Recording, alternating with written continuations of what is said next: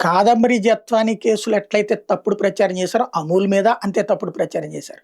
అమూల్ అనేది గుజరాత్ కేంద్రంగా నడిచేటటువంటి సహకార సంఘం, రైతు సహకార సంఘం. దేశవ్యాప్తంగా అది విస్తరించింది. అద్భుతమైనటువంటి రెప్యుటేషన్ ఉన్న సంస్థ. ఆంధ్రప్రదేశ్లో జగన్మోహన్ రెడ్డి చంద్రబాబు మీద కోపంతో హెరిటేజ్ని దెబ్బతీయడానికి, అట్లాగే అనేక అంతకుముందు ఒకప్పుడు విజయ డైరీ పేరుతో రాష్ట్ర వ్యాప్తంగా ఉన్నటువంటి డైరీలన్నింటినీ నిదానంగా ప్రైవేటీకరించేసేసి, అంటే ప్రైవేట్ అనకుండా స్వతంత్ర ప్రతిపత్తి పేరుతో తెలుగుదేశం నాయకులకి అప్పజెప్పేసినటువంటి దాంట్లో ఒక్క వైజాగ్ ఆయన మాత్రం వైసీపీ వైపుకి వెళ్ళాడు. అది కూడా టీడీపీ వాళ్ళు తీసుకున్నారు. మిగతా వాళ్ళందరూ కూడా వైసీపీ టీడీపీలోనే ఉన్నారు. అప్పుడు ధూళిపాడి నరేంద్ర వీళ్ళందరూ కూడా. కాబట్టి వాటన్నిటికీ దెబ్బ కొట్టడానికి, డైరెక్ట్గా లాక్కోవడానికి వీళ్ళు ఎట్టాగో కుదరనీరని తెలుసు కాబట్టి ప్రభుత్వం స్వాధీనం చేసుకోవడానికి ప్రయత్నం, అది విఫలమైన తర్వాత అమూల్ని ప్రోత్సహిస్తూ వచ్చాడు. అమూల్ వ్యాపార పరంగా అభివృద్ధి చెందడానికి అంతకుముందు మూతపడ్డటువంటి ప్రభుత్వానికి సంబంధించినటువంటి కేంద్రాన్ని ఇచ్చుకుంటూ వచ్చాడు.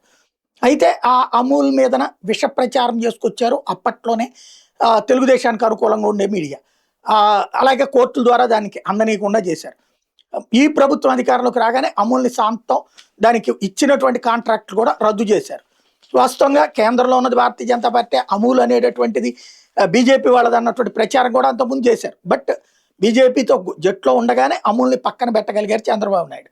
ఆ విధంగా తన వాళ్ళకి సంబంధించినటువంటి వాటిని నడుపుకోగలిగితే అమూల్ దేశవ్యాప్తంగా మాత్రం సక్సెస్గానే ఉంది. అయితే బీజేపీ ఎప్పుడైతే అధికారంలోకి వచ్చిందో కోల్కతాలో ఇప్పుడు అమూల్ అక్కడ ఏకంగా ప్రపంచంలోనే అతి పెద్దదైనటువంటి కార్డ్ మ్యానుఫ్యాక్చరింగ్ ప్లాంట్ పెట్టబోతుంది 700 కోట్ల రూపాయలతో. వాస్తవంగా ఆంధ్రాలో పెడదాం అనుకుంది, దాన్ని మనం పంపించేసాం. ఇప్పుడు పరిశ్రమల తరలింపు వాళ్ళ పేరు చెప్తుంటారు కదా, అమర్ రాజా, అమూల్ లాంటి వాళ్ళని వీళ్ళు పంపించేసినటువంటి అంశం ఉంది అక్కడ.